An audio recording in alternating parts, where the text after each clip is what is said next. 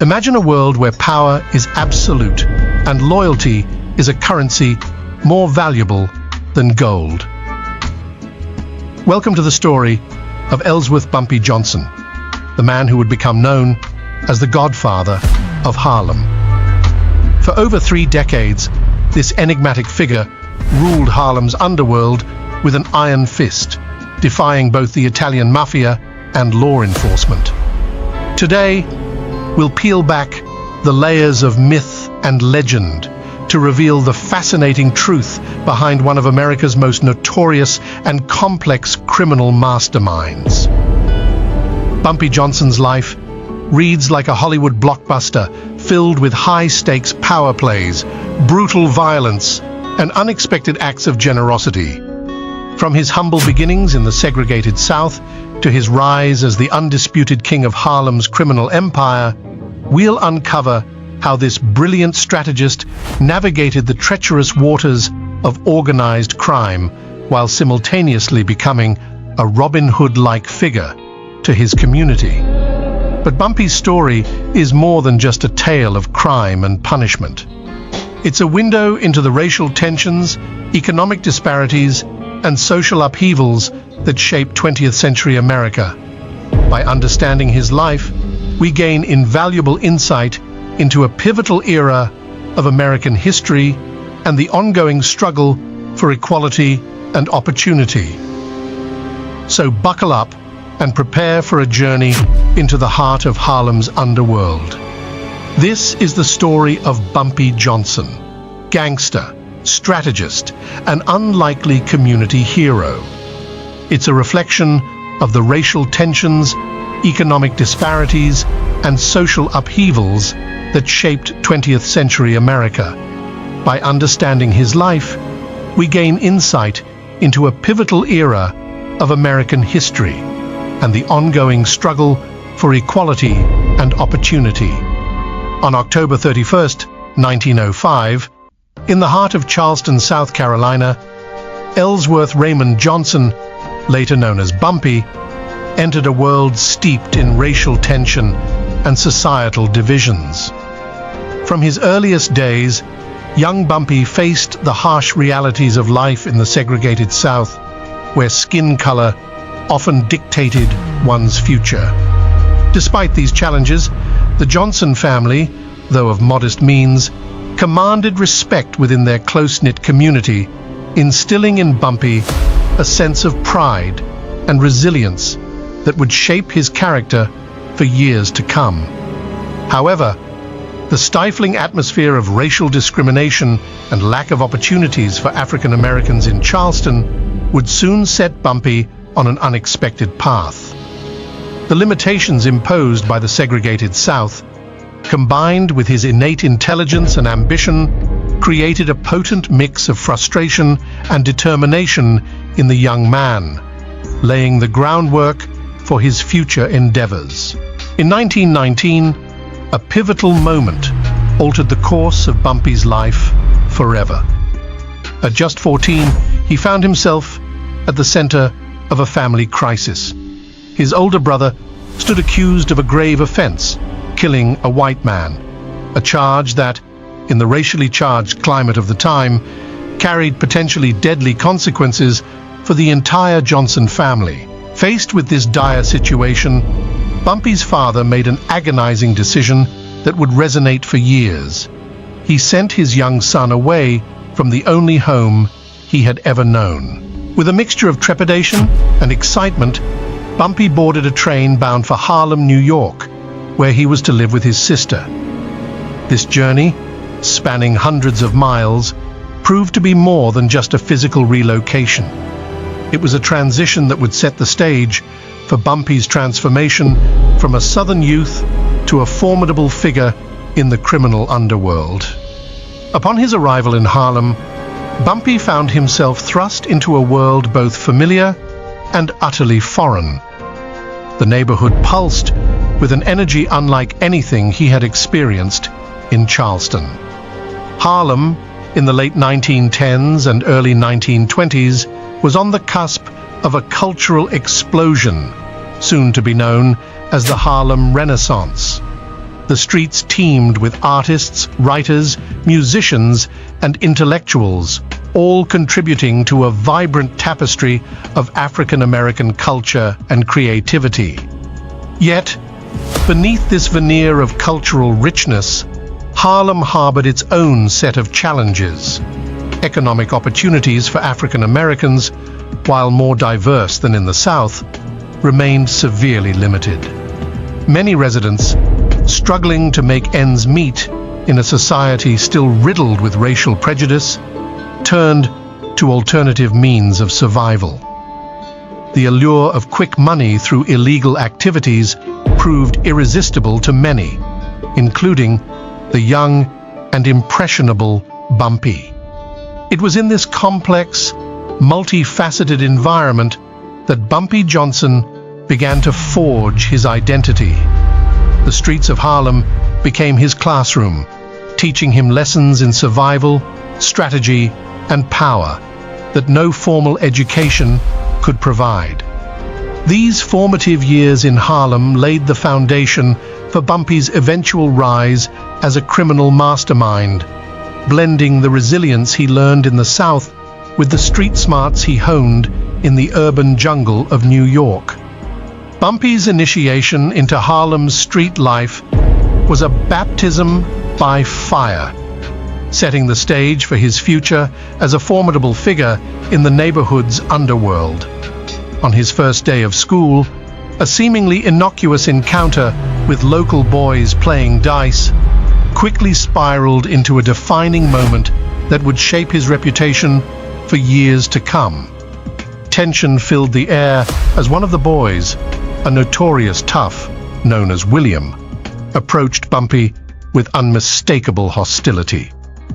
"You're gonna wish you'd never set foot here," William snarled, his voice dripping with menace. "If I have to teach you a lesson, you won't soon forget it." The other boys, sensing the impending clash, circled around, their excitement growing as they placed bets on the outcome. Despite his small stature and newcomer status, Bumpy stood his ground, his eyes blazing with fierce determination. As William launched a vicious attack, Bumpy's quick reflexes kicked in. He deftly sidestepped the blow and countered with a lightning-fast strike, catching his opponent off guard. What followed was a brutal and bloody exchange, with both combatants trading punishing blows. When the dust settled, Bumpy emerged victorious, standing tall over his fallen adversary. This violent altercation, shocking in its intensity, forged Bumpy's reputation. In mere minutes, he had transformed from an unknown outsider to a force to be reckoned with, earning the grudging respect of his peers and cementing his place in Harlem's unforgiving street hierarchy. Whispers spread through the neighborhood like wildfire. "Did you hear about the new kid? Took down William on his first day." Bumpy's victory over a known tough guy sent a clear message. Despite his youth and newcomer status, he was not to be underestimated. This reputation would serve as the foundation for Bumpy's future empire, a testament to the power of first impressions in Harlem's unforgiving streets. After his initial confrontation, Bumpy quickly adapted to Harlem's harsh street life. He formed a close bond with a group of local youths, Nath, Finley, and Johnny, who would become his lifelong confidants and trusted lieutenants. This band of brothers, united by shared experiences and an understanding of Harlem's unforgiving landscape, progressed from petty misdemeanors to more sophisticated criminal activities. Their exploits range from running numbers for local betting rings to executing small-scale robberies, each venture serving as a crucial step in their criminal education. During this formative period, Bumpy's exceptional talents caught the eye of Stephanie Sinclair, a legendary figure in Harlem's underworld known as Madam Queen.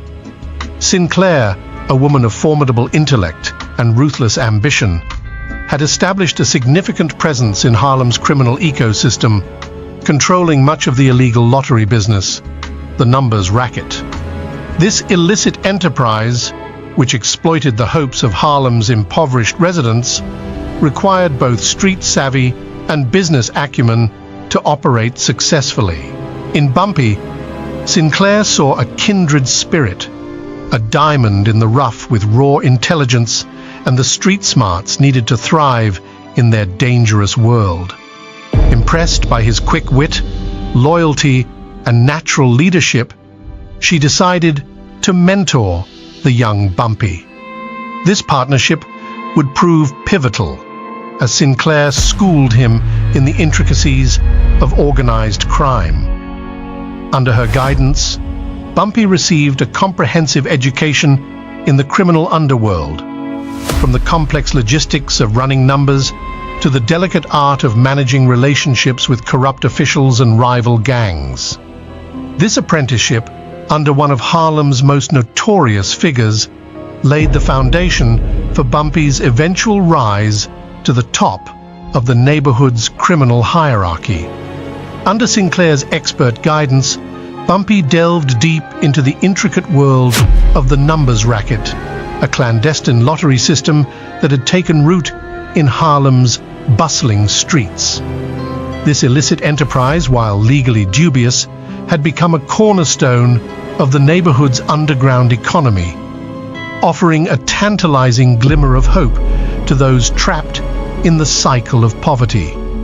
With remarkable acumen, Bumpy swiftly mastered the multifaceted nature of the operation, from the delicate art of soliciting and collecting bets to the complex logistics of managing payouts and the crucial skill of evading the ever-watchful eye of law enforcement. Sinclair, a shrewd judge of character, found herself increasingly impressed by Bumpy's razor-sharp intellect and unwavering loyalty. His ability to quickly grasp and navigate the complex web of relationships and transactions that underpinned the numbers game set him apart from his peers. "That boy," she once observed to her inner circle, her voice tinged with a mixture of pride and admiration.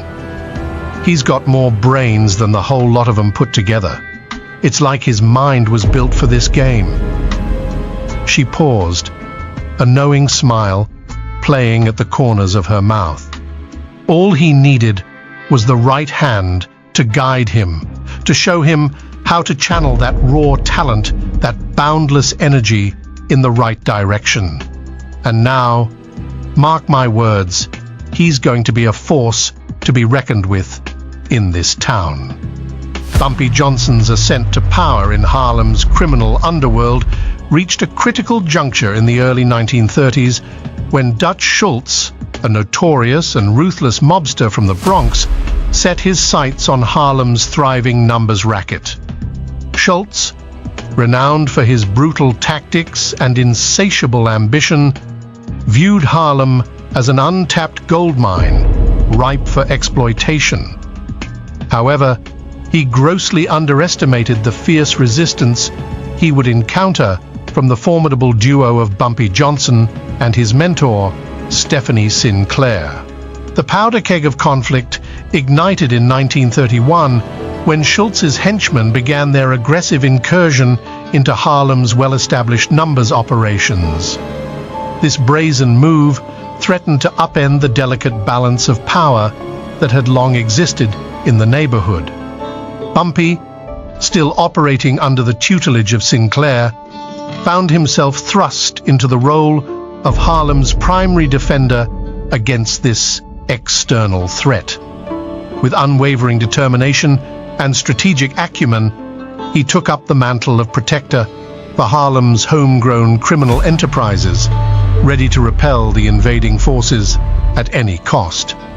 Bumpy's approach to this conflict was a masterclass in asymmetrical warfare.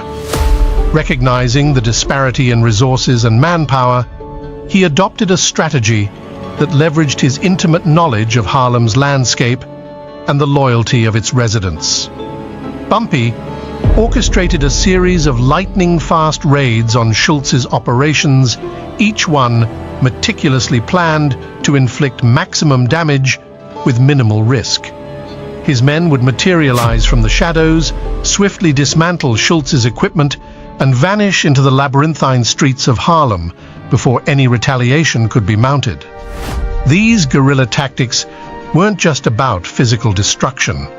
They were psychological warfare. Each successful raid eroded Schultz's confidence and sowed discord among his ranks. Bumpy's men exploited their deep-rooted connections within the community, using a vast network of informants to stay one step ahead of their adversaries. This local support proved invaluable, providing safe houses, escape routes, and a constant stream of intelligence that kept Bumpy's forces elusive and effective. Bumpy understood that this wasn't just about protecting a business, reflected Hubert Delaney, a longtime Harlem resident who lived through those tumultuous times. This was about preserving our community's autonomy, about showing that Harlem wouldn't bow to outside pressure. Bumpy stood as a bulwark against those who sought to exploit us, and he was willing to put everything on the line to keep Harlem in Harlem hands. As the conflict intensified, both factions found themselves locked in an escalating cycle of violence. Schultz, unaccustomed to such tenacious opposition, resorted to increasingly brutal tactics.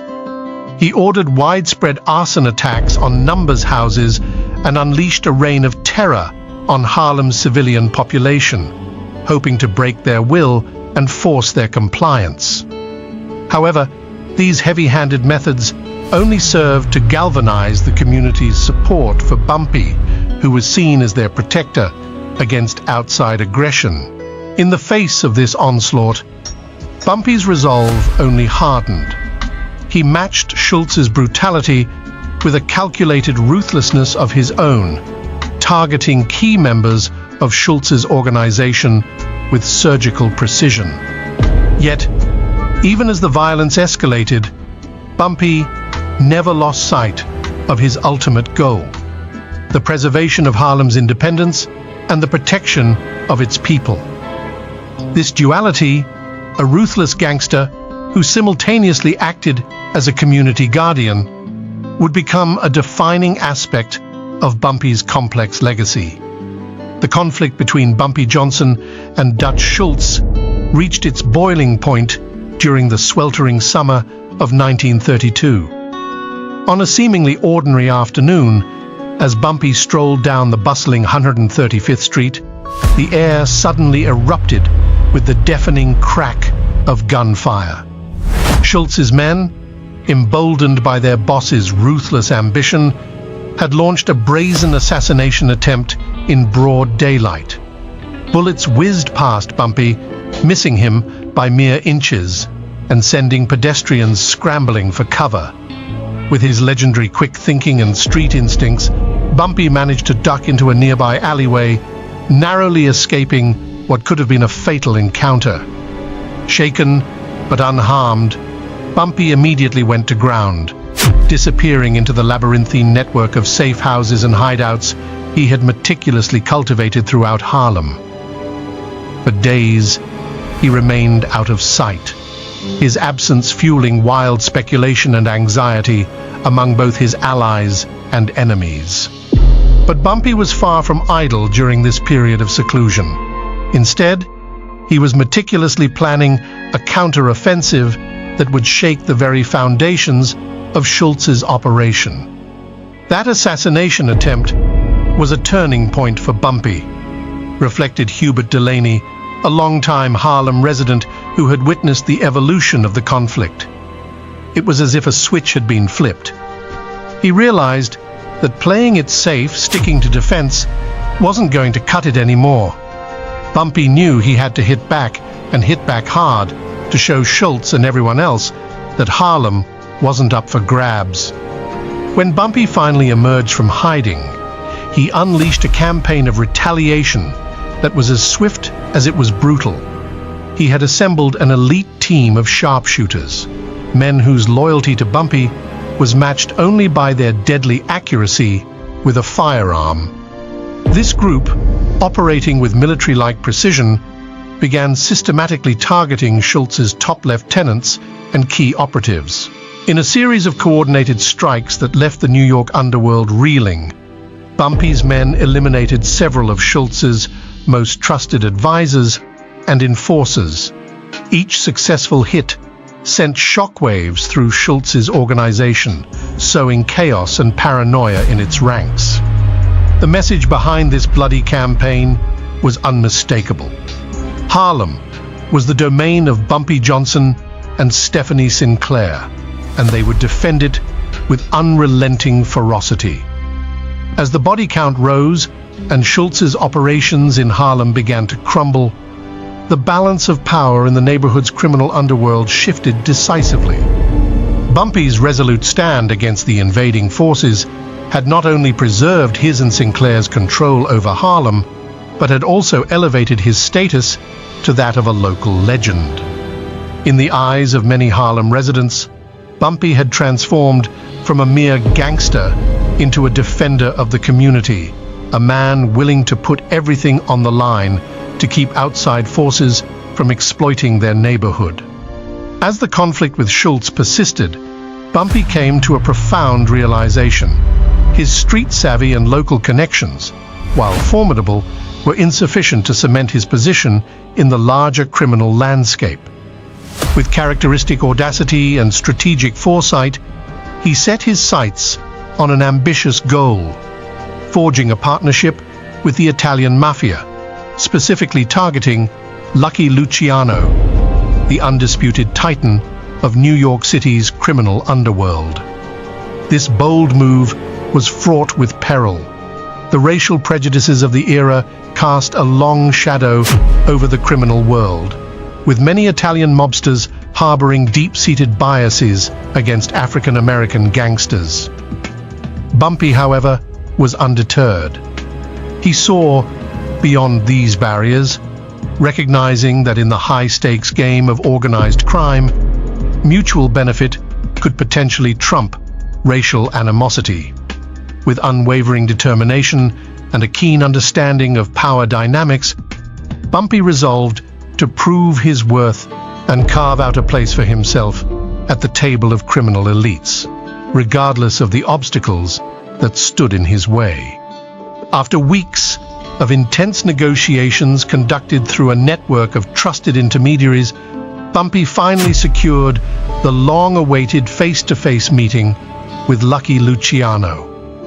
The rendezvous was set in a cavernous, dimly lit warehouse on the gritty Lower East Side, a location carefully chosen for its neutrality, offering both men an equal footing on unfamiliar ground. As Bumpy stepped into the warehouse, the air thick with tension and the faint scent of cigar smoke, he was immediately struck by Luciano's commanding presence. The Italian crime boss, impeccably dressed in a tailored suit, exuded an aura of power and confidence that seemed to fill the room. Luciano's piercing gaze swept over Bumpy, assessing him with the cold calculation of a seasoned predator. "So, you're the infamous Bumpy Johnson," Luciano drawled, a hint of amusement dancing in his eyes. "I've been hearing quite a bit about you and your little skirmish with Schultz. I must say, your tactics have been rather impressive. You've managed to ruffle more than a few feathers in our circles." Bumpy, a man who had stared down countless threats and faced death more times than he cared to remember, felt a momentary flutter of nerves. But he quickly steeled himself, drawing on the iron will that had carried him through the blood-soaked streets of Harlem. Meeting Luciano's gaze with unwavering determination, he replied, "I appreciate the acknowledgement, Mr. Luciano. However, I didn't come here to discuss past exploits. I'm here because I believe we have a unique opportunity before us, one that could prove immensely beneficial to both our interests." What followed was a grueling negotiation that stretched on for hours, a high-stakes chess match where every word, every gesture was carefully calculated. Both men, titans in their respective domains, probed and parried, testing each other's resolve and searching for any sign of weakness. Bumpy found himself walking a precarious tightrope, balancing his burning desire for power and independence against the cold, hard reality that Luciano's backing was the key to elevating his operation to unprecedented heights. As the discussion wore on, Bumpy's shrewd mind raced, weighing the potential risks and rewards of an alliance with the Italian Mafia. He knew that aligning with Luciano would open doors previously barred to him, providing access to resources and connections that could solidify his control over Harlem's underworld. Yet, he was acutely aware of the price such an alliance might demand: a degree of autonomy, a share of his hard-won territory, and the constant vigilance required to maintain his position in this new, expanded playing field. After a grueling negotiation that stretched into the early hours of the morning, Bumpy and Luciano finally reached a hard-won agreement. The terms were both a triumph and a compromise for Bumpy. He would retain his coveted position as the undisputed ruler of Harlem's criminal underworld, a testament to his formidable reputation and negotiating skills. However, this power came with strings attached. Bumpy would be required to pay a substantial regular tribute to the Mafia, a financial arrangement that would significantly impact his bottom line. Moreover, he would need to consult with Luciano's representatives on major decisions, a stipulation that would undoubtedly test Bumpy's independent nature and strategic autonomy. In exchange for these concessions, the Italian Mafia offered Bumpy a package of benefits that could potentially elevate his operation to unprecedented heights. They promised to provide him with additional muscle when needed, a valuable asset in the volatile world of organized crime. Legal counsel would be made available to him, offering a layer of protection against the ever-present threat of law enforcement. Perhaps most crucially, the Mafia's vast network of corrupt officials and influential figures would provide Bumpy with a degree of insulation from police scrutiny, allowing him to operate with greater freedom and reduced risk. As Bumpy clasped Luciano's hand in a firm handshake, sealing the deal with this gesture of mutual respect, a complex mixture of emotions coursed through him. There was undeniable relief. He had navigated this high-stakes negotiation successfully, emerging with his power largely intact and gaining powerful new allies. Yet, this relief was tempered by a gnawing sense of trepidation. Bumpy was acutely aware that he had secured this powerful alliance at the cost of some of his cherished autonomy. The weight of this new arrangement settled on his shoulders, a constant reminder of the delicate balance he would need to maintain moving forward. As Bumpy left the warehouse, stepping out into the pre-dawn chill of the New York streets, he knew that this agreement would fundamentally reshape the trajectory of his career. The coming years would put his legendary adaptability and strategic acumen to the ultimate test.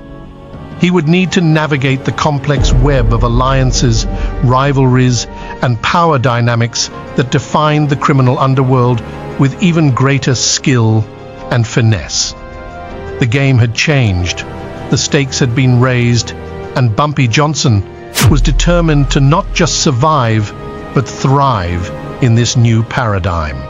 As Bumpy Johnson's influence expanded throughout Harlem, his reputation underwent a fascinating transformation. He skillfully crafted an image that blended the ruthlessness of a hardened criminal with the compassion of a community advocate. This carefully cultivated persona, a gangster who possessed a keen social conscience, became increasingly prominent in the eyes of Harlem's residents. Bumpy's actions often reflected this duality, as he balanced his illicit activities with genuine efforts to support and uplift his community. This complex interplay between his criminal enterprises and his philanthropic endeavors would come to define Bumpy's legacy, creating a narrative that continues to intrigue and perplex historians and community members alike. The enigmatic figure of Bumpy Johnson, straddling the line between villain and benefactor, became deeply ingrained in the fabric of Harlem's cultural and social landscape. Bumpy Johnson, ever the astute strategist, recognized that true power in Harlem extended far beyond mere force and intimidation. He understood that to maintain his grip on the neighborhood, he needed to cultivate the unwavering support and loyalty of its residents. With this realization, Bumpy embarked on a calculated yet compassionate campaign, channeling his ill-gotten gains into a network of community support that would soon become legendary. Operating with characteristic discretion, Bumpy established an intricate web of informants and trusted lieutenants. These individuals were tasked with a mission that seemed at odds with their criminal affiliations: to scour the streets of Harlem, identifying families struggling to make ends meet. Once located, these families would become the beneficiaries of Bumpy's unorthodox philanthropy. Under the cover of night, his operatives would stealthily deliver much-needed aid: parcels of food, bundles of clothing, and envelopes stuffed with cash, leaving them on doorsteps like benevolent shadows. Edna Wilkins, a lifelong Harlem resident who experienced Bumpy's generosity firsthand, shared a vivid recollection. There was always an air of mystery about it. You'd hear a soft knock at the door, and by the time you opened it, Bumpy would be standing there, arms laden with bags of groceries, sometimes even an envelope of cash tucked discreetly among the items. His eyes, usually so hard and calculating, would soften as he'd say, "I know times are tough, Mrs. Wilkins, but I want to make sure you and your little ones are taken care of." It was a surreal experience, watching this man, whose name was whispered in fear on street corners, transform into a guardian angel before my very eyes. The juxtaposition was striking. A notorious gangster, feared throughout the city, acting with the tenderness of a concerned neighbor. It left many of us in a state of moral confusion, grappling with the complexity of a man who could be both villain and savior in the same breath. Bumpy Johnson's commitment to supporting his community extended far beyond individual acts of charity. Recognizing the importance of economic empowerment, he strategically invested in local businesses throughout Harlem. With a keen eye for potential, Bumpy provided crucial financial support and guidance to struggling entrepreneurs, with a particular focus on African-American-owned enterprises. This calculated approach not only helped these businesses stay afloat, but also fostered growth and expansion, creating a ripple effect that stimulated Harlem's economy as a whole. The impact of Bumpy's investments was far-reaching. As local businesses flourished under his patronage, they created a multitude of job opportunities for Harlem residents. This influx of employment options provided a lifeline for many families, offering stable incomes and a path towards financial stability. Moreover, the success of these businesses contributed to a sense of pride and self-sufficiency within the community, challenging the narrative of economic disenfranchisement that had long plagued Harlem. Bumpy was a master strategist, both in his criminal enterprises and in his community efforts, explained Louis Greco, a former member of the Italian Mafia who had extensive dealings with Johnson. He understood that the key to maintaining his power in Harlem wasn't just about muscle and intimidation. It was about winning the hearts and minds of the people. By reinvesting his wealth back into the community, he wasn't just buying loyalty, he was cultivating a symbiotic relationship where his success became intertwined with the prosperity of Harlem itself. The dichotomy of Bumpy Johnson's character, a ruthless crime lord on one hand and a compassionate community benefactor on the other, left an indelible mark on Harlem's collective consciousness. This duality sparked intense debates and conflicting emotions among the neighborhood's residents, creating a complex tapestry of public opinion that persists to this day. For many, Bumpy represented a beacon of hope and resistance against the systemic oppression that had long suffocated Harlem's potential. They saw him as a Robin Hood figure, a man who dared to challenge the white-dominated power structures and redirected resources back into his community. His investments in local businesses and his support for struggling families were tangible proof of his commitment to Harlem's welfare, earning him a loyal following among those who benefited directly from his generosity. However, this admiration was far from universal. A significant portion of Harlem's population grappled with the moral implications of Bumpy's actions. They found themselves torn between gratitude for his community contributions and deep-seated unease about the violent and illegal means by which he acquired his wealth. The drug trade that formed a substantial part of his empire had devastating effects on countless lives, creating a painful contradiction between his philanthropic efforts and the very real harm caused by his criminal activities.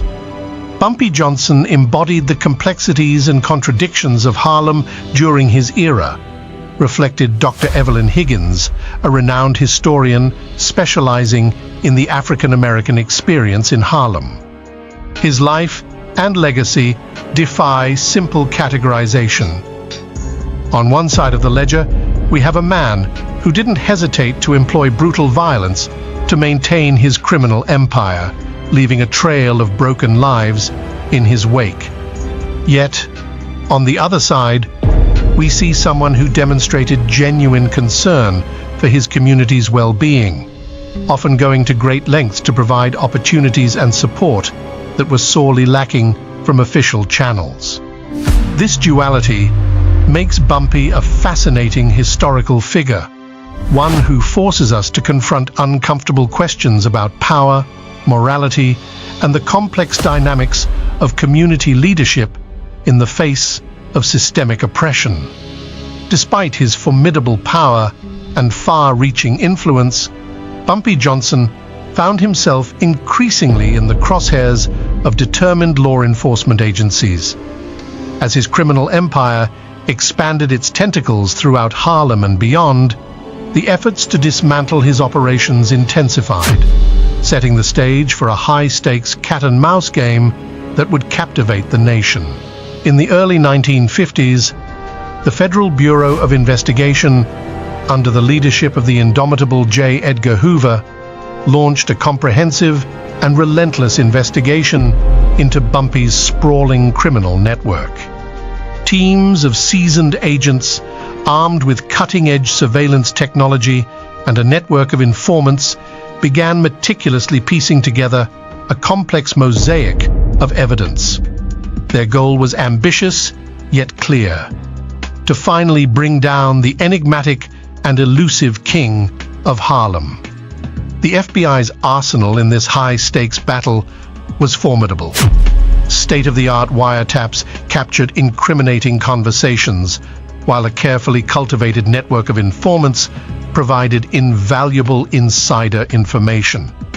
This wealth of intelligence painted a damning picture of Bumpy's involvement in a wide array of illegal enterprises, from the intricacies of the numbers racket to the dark underbelly of drug trafficking operations that plagued the streets of Harlem. Bumpy renowned for his razor-sharp instincts and strategic acumen, was acutely aware of the gathering storm. For years, he had masterfully cultivated a web of allies and informants within the ranks of the New York Police Department, a network that had consistently allowed him to stay one step ahead of local law enforcement. However, the sheer magnitude of the federal investigation, coupled with the seemingly limitless resources at the FBI's disposal, presented Bumpy with an unprecedented challenge. The noose was tightening, and even the legendary godfather of Harlem found himself struggling to navigate the treacherous waters of federal scrutiny. The culmination of the FBI's painstaking investigation came in 1952, when federal agents executed a series of meticulously coordinated raids and arrests. These operations, carried out with military precision, targeted the very foundations of Bumpy's vast criminal empire. At the heart of this sweeping crackdown was a complex drug conspiracy case, aiming to implicate Bumpy as the mastermind behind an extensive heroin trafficking network that had spread its poisonous tendrils throughout Harlem and beyond. The ensuing trial was nothing short of a media sensation, capturing the attention of the entire nation. In the imposing halls of justice, two starkly contrasting narratives emerged. Federal prosecutors, armed with a mountain of evidence, painted a damning portrait of Bumpy Johnson. They characterized him as a ruthless and calculating criminal kingpin who had callously exploited the vulnerabilities of his own community, fueling a cycle of addiction and violence in his relentless pursuit of power and wealth. On the other side of the courtroom, Bumpy's defense team, comprised of some of the most skilled and high-profile attorneys in the country, mounted a fierce and impassioned counter-offensive. They sought to reframe the narrative, portraying Bumpy not as a criminal mastermind, but as a victim of systemic racial prejudice and a misunderstood champion of the downtrodden. Their arguments resonated with many in the African American community, who saw echoes of their own struggles against an often biased and oppressive system in Bumpy's legal battle. As the trial progressed, the courtroom became a battleground of conflicting testimonies, heated arguments, and dramatic revelations. The tension was palpable, with each day bringing new twists and turns that kept both the jury and the public on the edge of their seats. The entire proceedings took on the air of a high-stakes chess match, with prosecutors and defense attorneys alike employing every legal maneuver and rhetorical flourish at their disposal. In the end, however, the sheer weight of the evidence proved insurmountable for even Bumpy's formidable legal team to overcome. After weeks of intense deliberation, the jury emerged with their verdict, finding Bumpy Johnson guilty on multiple counts of drug conspiracy. The judge, reflecting the severity of the crimes and Bumpy's status as a major figure in organized crime, handed down a harsh sentence: 15 years in the federal penitentiary system, with the stipulation that the first decade of his incarceration would be served in the infamous confines of Alcatraz, the nation's most secure and notorious prison. As the gavel fell and the verdict was read, a palpable sense of shock rippled through the courtroom and beyond. The seemingly untouchable godfather of Harlem, a man who had outmaneuvered rivals and law enforcement alike for decades, was finally facing the full force of federal justice. It was a moment that would reshape the landscape of organized crime in New York City and mark the beginning of a new chapter in the already legendary life of Ellsworth Bumpy Johnson. As the imposing steel gates of Alcatraz slammed shut behind Ellsworth Bumpy Johnson, the legendary godfather of Harlem found himself thrust into a world far removed from the bustling streets he once ruled. The infamous island fortress, shrouded in fog and isolation, would become his home for the next decade. The deafening silence that permeated the prison grounds stood in stark contrast to the vibrant cacophony of Harlem's avenues, serving as a constant reminder of the freedom he had lost. The initial weeks of Bumpy's incarceration proved to be a grueling test of his resilience and adaptability. Accustomed to the relative autonomy and luxuries that his criminal empire had afforded him, he now faced the unforgiving routine and austere conditions of America's most notorious penitentiary. The rhythmic clanging of cell doors, the echoing footsteps of vigilant guards, and the suffocating monotony of daily life within Alcatraz's confines threatened to erode his indomitable spirit. In a rare moment of vulnerability, during a later interview, Bumpy reflected on this challenging period. Stepping into Alcatraz was like descending into the depths of a living nightmare. The isolation, the constant surveillance, the loss of control, it all conspired to break a man's will.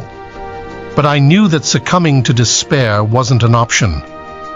I had to summon every ounce of strength and determination I possessed to weather this storm, because allowing them to break me would mean betraying everything I had fought for in Harlem. As the days turned into weeks and months, Bumpy gradually acclimated to the harsh rhythms of life on the rock. Drawing upon the street smarts and keen intellect that had propelled him to the top of Harlem's underworld, he began to navigate the complex social hierarchy of the prison. With the patience of a master strategist, Bumpy observed his fellow inmates, meticulously studying their behaviors, alliances, and power dynamics. This calculated approach allowed him to carve out a niche for himself within the prison ecosystem, eventually earning the respect and admiration of both inmates and guards alike. As we conclude this fascinating journey through the life of Bumpy Johnson, we're left with a complex portrait of a man who was both a criminal mastermind and a community benefactor. His story serves as a stark reminder of the intricate dynamics of power, justice, and survival in mid-20th century Harlem. We hope you've enjoyed this deep dive into the life of the Godfather of Harlem. If you found this content engaging and informative, please don't forget to like this video and subscribe to our channel for more captivating historical narratives. Your support helps us continue bringing these important stories to light. We'd love to hear your thoughts on Bumpy Johnson's legacy. Do you see him as a villain, a hero, or something in between? Share your perspective in the comments below. And if you think others would find this story as intriguing as you did, please share this video with your friends and family. Thank you for watching, and we'll see you in our next historical exploration.